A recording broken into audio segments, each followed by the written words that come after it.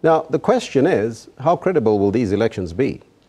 To discuss this, we are now joined by Izak Khomoon, an African analyst here in studio with us. Mr. Khomoon, very good morning to you and welcome once again to us. Good morning to your listeners. Now, the last-minute talks to find that solution in Burundi is said to be ongoing, but do you think that that last-minute deal will be reached, and what will it mean for this particular elections? Well, I don't think the deal will be reached because the government never turned up for the talks. I think it was yesterday.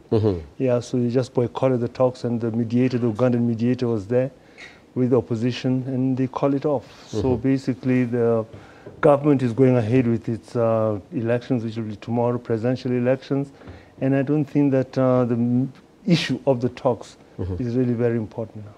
Now, President Nkurunziza has expressed confidence ahead of tomorrow's elections, but if he wins, what will it mean for the country and its democracy, for that matter? Well, basically, Burundi's got problems. If he wins, he's going to win. I mean, to say that basically the opposition has actually sort of boycotted the elections. And again, he's got a very strong mass base. That's another thing that people do not understand. In the last parliament, his party controls 76% of the seats.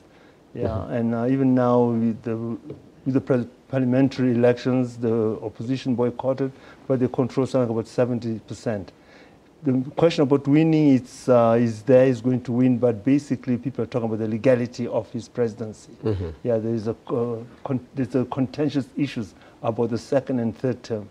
Yeah. Now, talk to us about that second and third term, because there was a number of issues that was put on the table. People says that the Arusha Accord says that it shouldn't be a third term, but the president is saying, but the his first term wasn't really an elected term, for that matter. Exactly. You see, the problem with that, the Arusha talks were highly faulted. I mean, to say that people talk a lot about them because they were mediated by ex-president, late President Nyerere, and ex-president Mandela. But basically, there was a basic fault about those talks. Those talks are not all-inclusive. And that was due to the pressure from the other players within the region, that was Uganda and Rwanda. They actually stipulated that rebel movements which were fighting were not to be represented. So you find that those talks took place between the Tutsi military and its government and, you could say, social things, I mean, to say the political parties, which were basically non-representative, and these were elite organizations. Now, parties like CNDD, FDD, the CNDD, FDD were not there. A splinter group, which was just CNDD, that's the Council for Democracy, was there. But the people in the bush were not there, the two parties which were not there. And those parties went and they signed the agreement. Now, that was a very big fault. After the whole agreement, Arusha agreement, there had to be signed ceasefire agreements with the two warring parties, which was CNDD and NLH of Agata. Now, with that, they were brought on board. Now, in 2005, we find that there was elections where the CNDD, FDD won the elections, and in parliament, they actually appointed, selected Nkurunziza to be the president. Yes.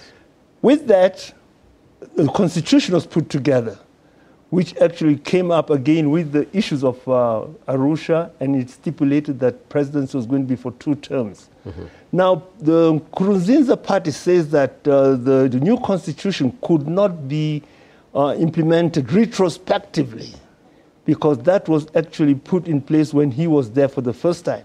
So basically, they're claiming that the constitution should take place after that 5-year term is finished, as happened in Senegal.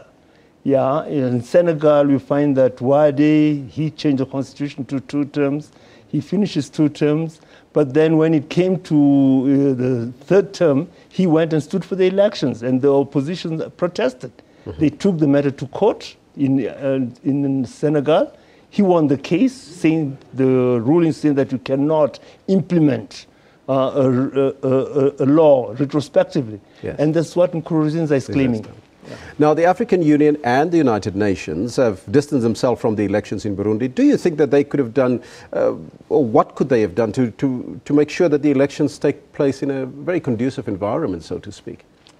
In fact, the United Nations couldn't do much. I mean, it was the AU which was supposed to have done something. The AU actually said that the elections had to be postponed so that peace and stability could come in, and there should be a fair atmosphere of free and fair electioneering, which basically has not taken place. So everybody has distanced themselves. So we find that maybe in Nkurunziza they'll have sanctions slapped on him.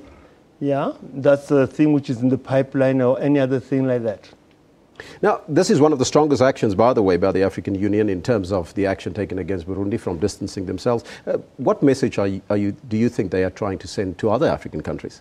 Well, to other African countries, there's not much of a message you can send to other African countries, because you find that people are shouting at Nkurunziza wanting to get his third term.